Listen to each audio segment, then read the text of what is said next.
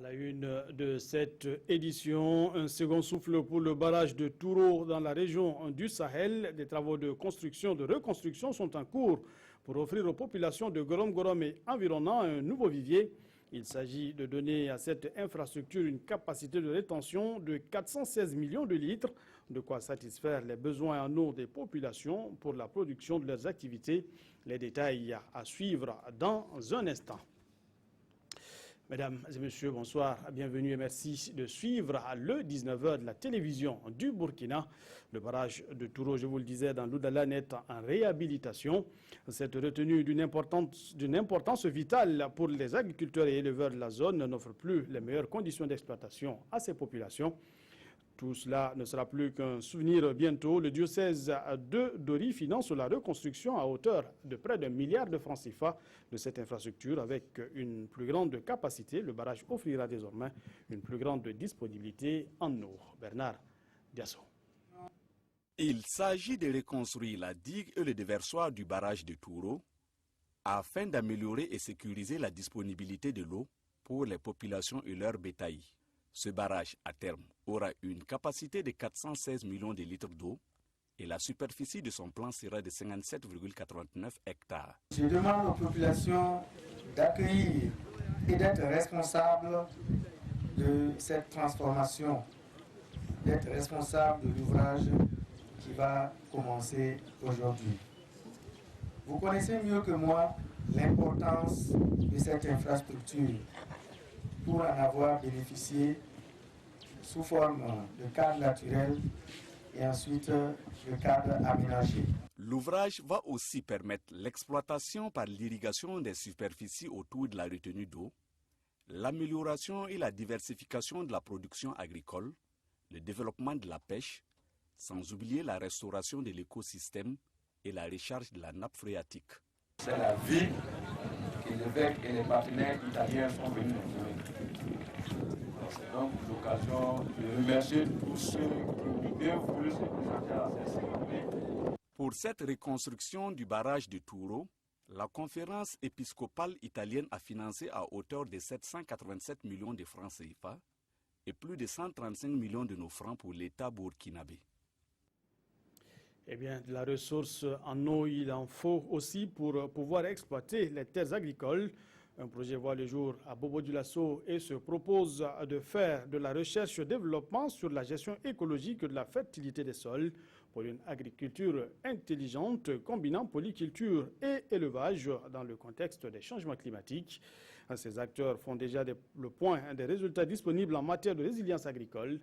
Des précisions avec Hassan Gourabou et Kadou Romenki. Sécheresse et inondations sont entre autres phénomènes climatiques nuisibles aux activités agricoles. Pour se prémunir contre ces aléas climatiques, un projet dénommé EcoFair Clim voit le jour. Le projet vise à améliorer les systèmes de production agricole tout en les adaptant aux variabilités climatiques à travers une agriculture intelligente. C'est une agriculture qui est capable de faire face aux contraintes vraiment que le climat impose à l'environnement aujourd'hui, à la production que nous voulons augmenter. Au Burkina Faso, les résultats de la recherche dans le domaine agricole sont concluants. Reste à les appliquer sur le terrain. La recherche burkinabé est probablement une des plus efficaces de l'Afrique totale, si on regarde les résultats ramenés au nombre de chercheurs, qui sont absolument excellents.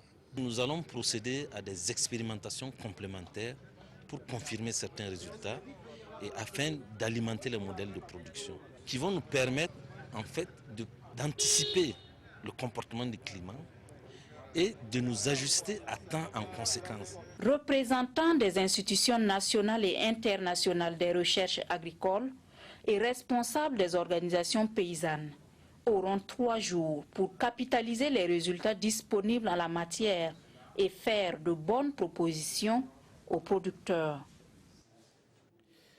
Restons dans le domaine agricole pour évoquer cette visite commentée du bas-fond rizicole de Bouna. C'est dans la boucle du Mouhoun.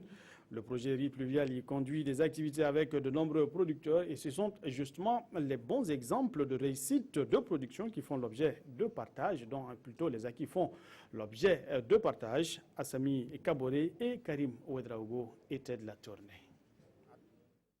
Plus de 3000 hectares de bas-fonds ont été aménagés et mis en valeur à travers des bas-fonds de roulement par le projet riz pluvial dans la boucle du Mouhoun. Et pour cette campagne agricole, c'est environ 10 250 tonnes de riz qui sont attendues dans ces sites. Dans le bas-fond rizicole de Bouna dans le Nayala, avec 92 hectares de riz, le groupement Benkadi attend une production de 374,4 tonnes cette saison. Dans l'ensemble, les résultats sont appréciables. Le niveau national tourne autour de 40 à 50%. Et ce groupement-là a battu le record et en nous relevant un taux de 116%, ce qui est à encourager, mais également à demander aux autres producteurs des autres régions-là de s'inspirer de ces expériences-là. L'installation de la campagne, comme le DL le disait, a été difficile. Et aussi après, il y a eu des poches de sécheresse, il y a des bas-fonds sur lesquels on est convaincu qu'on ne pourra rien récolter. Mais dans l'ensemble, nous pensons que nous aurons un résultat satisfaisant. Cette visite régionale commentée dans le bas-fond rizicole de Bouna a été une occasion de partage d'expériences, mais aussi d'échanges sur les préoccupations des producteurs. On n'a pas de magasin, il n'y a pas la route. Ça peut mettre nos saisons là en retard des fois. Le ministère justement met en œuvre justement un certain nombre d'activités allant dans le sens donc de l'équipement de ces bas-fonds en matériel donc de récolte, en matériel de transformation. Débuté en 2003, le projet riz pluvial est à sa 3e phase. Il est financé par la coopération taïwanaise à plus de 90% et vise à lutter contre l'insécurité alimentaire au Burkina Faso.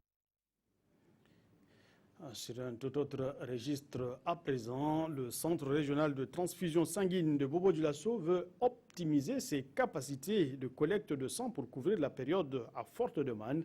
Pour ce faire, il réfléchit avec ses partenaires sur les stratégies à mettre en place. Le point avec Biti Bienaon et Ali Traoré. Au Centre régional de transfusion sanguine des Hauts-Bassins, comme partout ailleurs au Burkina, c'est la période des vaches maigres. Une période où le sang se collecte difficilement. Vous l'avez vu en salle où on vous dit elle va demain en octobre. C'est juste parce que à cette période, nous rapportons peu de poches de sang. Il y a une demande assez forte en produits sanguins, mais malheureusement quand nous sortons, on ne ramène pas assez de poches de sang pour satisfaire ces besoins-là. C'est au regard de ce constat que le centre échange avec ses partenaires pour trouver des solutions. Des partenaires qui jouent un grand rôle dans la collecte du liquide précieux, d'où cet exercice de redevabilité lors de cet atelier. Nous devons leur faire le bilan des activités de l'année 2015. Ils ont organisé des collectes de sang. Ils nous ont aidés à avoir du sang.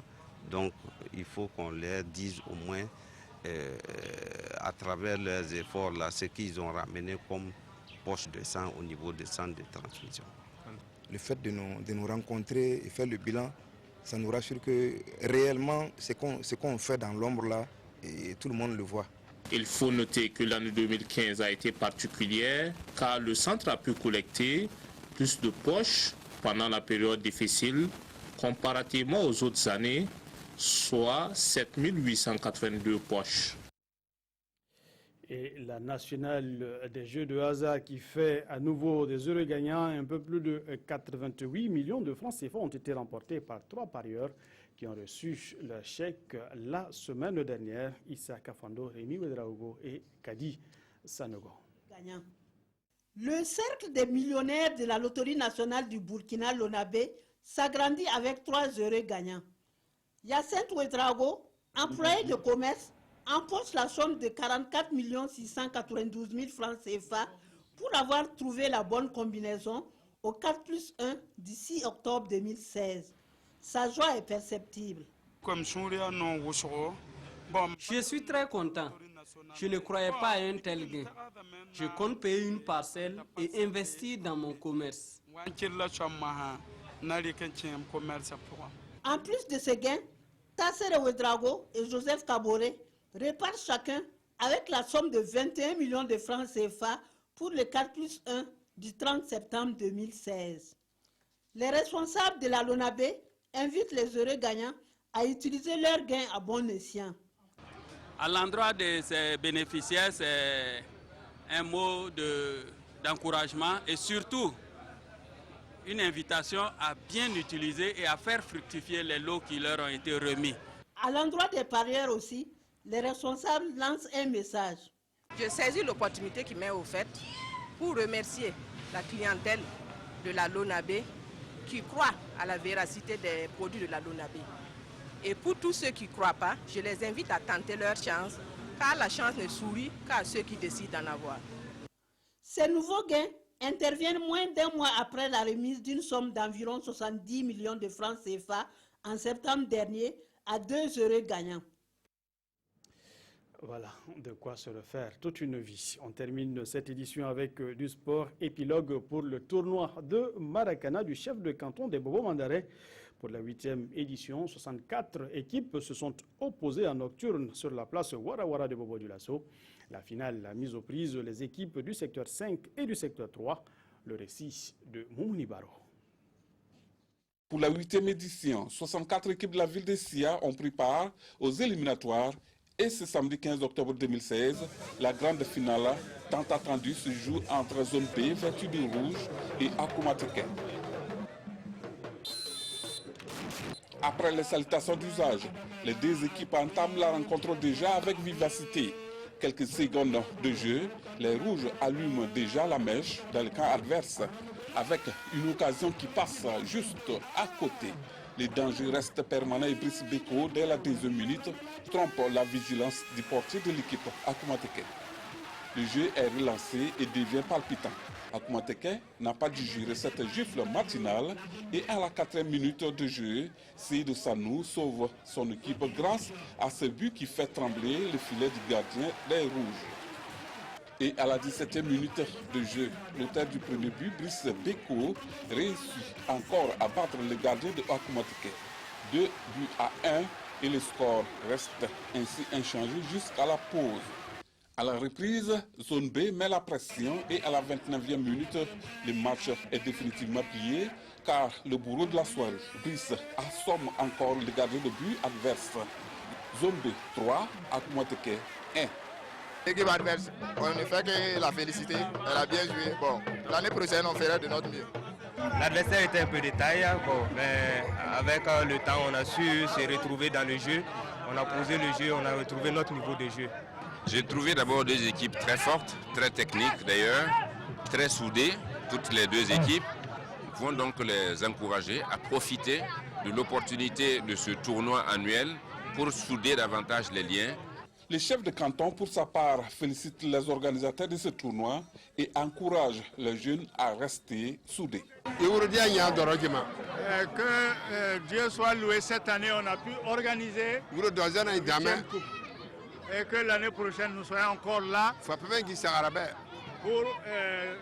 jouer les mêmes matchs avec les mêmes équipes. Tous les remerciements à toute la population et les communautés de Sia.